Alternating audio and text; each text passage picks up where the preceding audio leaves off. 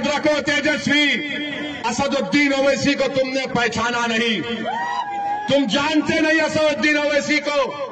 मैं बागों में चलकर, चमन में चलकर यहां तक नहीं पहुंचा सीमांचल को। मैं 4 मरतबा जेल को गया हूं। एक वक्त 45 दिन अकेले जेल में था, जेल की कोठरी में था। चंद्रबाबू नायडू समझ रहा था कि ओवैसी को अकेले जेल की कोठरी में रखने से ये टूट जाएगा। मैं टूटा नहीं, मेरे अल्लाह का करम था। और ये कहकर कहता है चरमपंथी, आतंकवादी, तेजस्वी तुमको बहुत भारी पड़ेगा। 11 तारीख के दिन जब कोचादामन की जनता जाएगी तो वोट डालेगी दलालों के लिए नहीं, बल्कि शराफत के नाम पर वोट डालेगी इंशाअल्लाह ताला। तुमने मुझे एक्सट्रीमिस्ट कहा ना, अब तुम देखते जाओ। अरे ये जबान बहुत दराज है।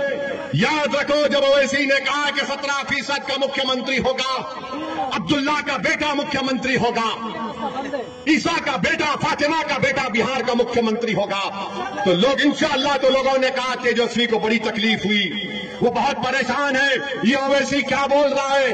अरे बाबू, ख्वाब देखना गुनाह नहीं है, दुआ करना गुनाह नहीं है, मगर ख्वाब और अपने अज़ाइम को, अपने ख्वाहिशों को पूरा करना, अगर उसमें इखलास है तो अल्लाह कामयाबी देने वाला है। यादव 14% है और तेजस्वी 36% यादव को टिकट देता है।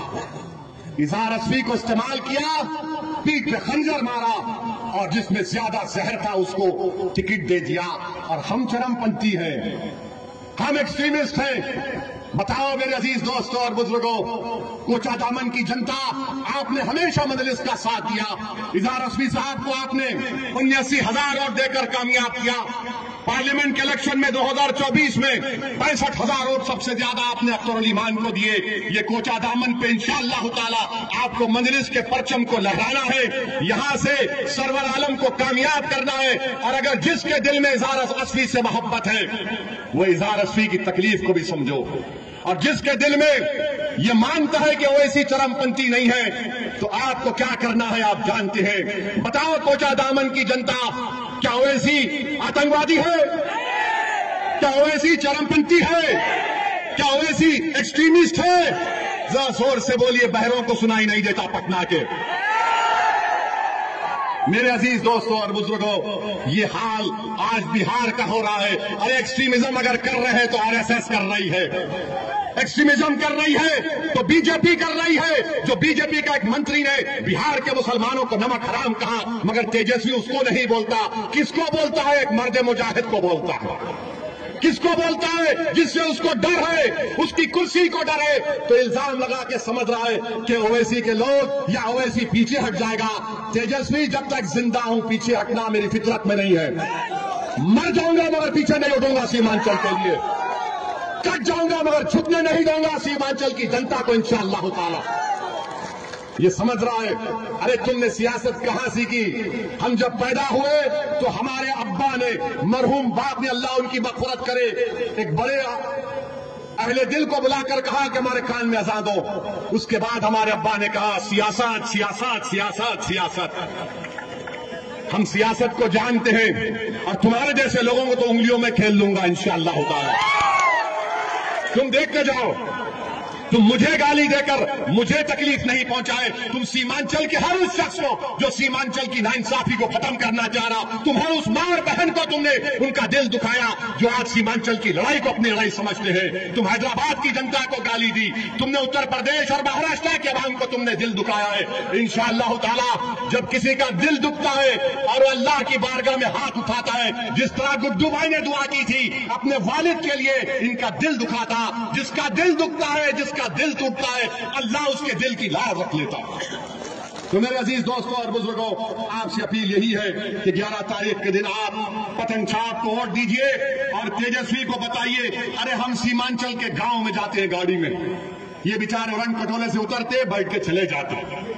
आज 2-3 दिन पहले जब गाड़ी से सफर करने का मौका मिला, सीमांचल के बहुत ही दूर दराज के गांव में गए। 8 साल के 7 साल के बच्चे, हम नमाज पढ़ने के लिए गया असर की, तो बाहर निकले तो हमारी बहनें माएं ठहरी हुई थी इज्जतदार, बुजुर्ग खड़े हुए थे, नौजवान तो बेचारे पलायन कर चुके। तो बच्चे 8 साल के बोले पतंग छाप पतंग छाप पतंग छाप पतंग छाप। तेजस्वी देख लिया तूने, 8 साल का बच्चा देखकर बोल रहा है पतंग छाप पतंग छाप, मगर तुम तो आसमान पे उड़ रहे हो, तुम जमीन पे कहाँ आओगे? आओगे तुम जमीन पे इंशाअल्लाह ताला। सीमांचल की जनता तुम्हें जमीन पर सुनाएगी इंशाअल्लाह ताला। अब सीमांचल से नाइंसाफी नहीं होगी। मैं आपसे वादा कर रहा हूं, कोचा दामन में निसांद्रा एरिया में बहादुरगंज और टेरागाज के लिए एक ब्रिज की जरूरत है ताकि बिशनपुर की मार्केट को फायदा हो सके। मैं उम्मीद करता हूं कि हमारे सरवर आलम साहब वो काम करवाएंगे।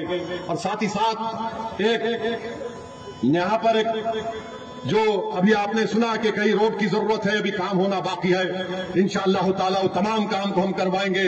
आपका बहुत बहुत शुक्रिया। पतंग छाप जिंदाबाद, पतंग छाप जिंदाबाद, इजहार असवी जिंदाबाद, इजहार असवी जिंदाबाद, सरवर आलम जिंदाबाद, हमारा इत्तेहाद जिंदाबाद, सुरजापुरी जिंदाबाद, शेरशाहबादी जिंदाबाद, कुलैया जिंदाबाद, सीमांचल की जनता जिंदाबाद, पतंग छाप जिंदाबाद, नारे तकबीर, नारे तकबीर। 11 तारीख के दिन कोचा दामन के आसमानों पर सिर्फ पतंग नजर आना चाहिए, पतंग नजर आना चाहिए। और चरमपत्ती का बदला आप देंगे, मैं नहीं दूंगा।